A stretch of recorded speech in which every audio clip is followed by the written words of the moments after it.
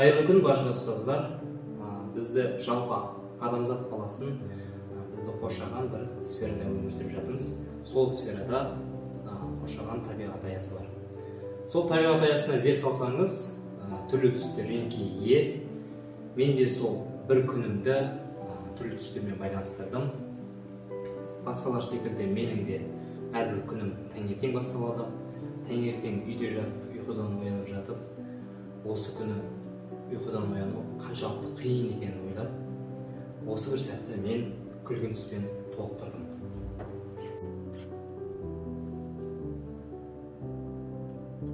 Ауыр ояныстан кейін әрине мен мектепте жұмысқа барамын. Сол жұмысқа бара жатып 15 минуттық жолда қазір балаларға қалай сабақ өтетінімді елестетемін. Осы бір сәт мен үшін көк түске айналды.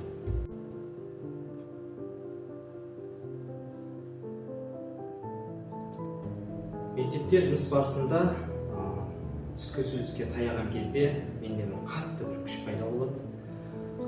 Сол сәт маған апельсин тәрізді қызғылт сары түсті еске түсіреді.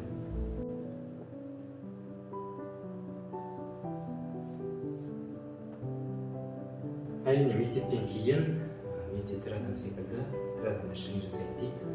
Басқалар секілді мен де үй шаруасымен айналысам. То күнделікті отырамын, то су тасимын, то күнделікті отырамын, то күнделікті тасимын, то су толтырамын, то күнделікті тасимын. Мен шаған адамның тірлігін қалай болады өздеріңіз де білесіздер.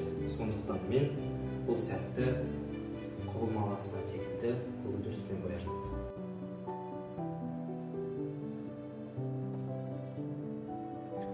Барлық жұмысты жасай отырып, менде келесі күнге сабаққа дайындық басталады.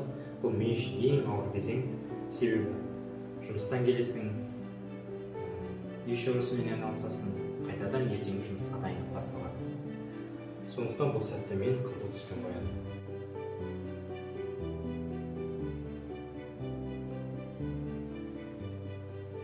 Келесі түсте мен үшін қызыл түске айналар еді. Бірақ менің отбасым бар, менің достарым бар. Мен олармен кездескенде ерекше әсер аламын.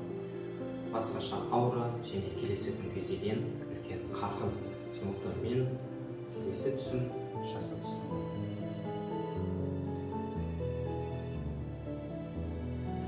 Әрине ең соңында жақсы бір демалыс керек. Ұйқысыздықтың қандай екенін сіздер жақсы білесіздер. Ұйқыда күн секілді бізге өте қажет. Күннің түсі сары түсті.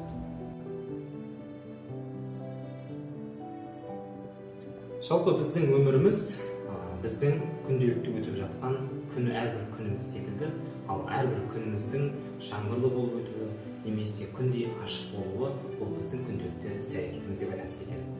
Бастысы жаңбырдан кейін әрқашан кемпір-қосақ пайда болатынын ұмытпағанымыз жөн. Әрбір тәлім берген күніміз ашық күнде болсын, жаңбырлы болсын, болашақ ұрпақтың қамы үшін аянбай еңбек етіп, шәкірттерінің кемпір-қосақ секілді тек биіктен көрінуін қалайтын Қырғызбай Бақытжан.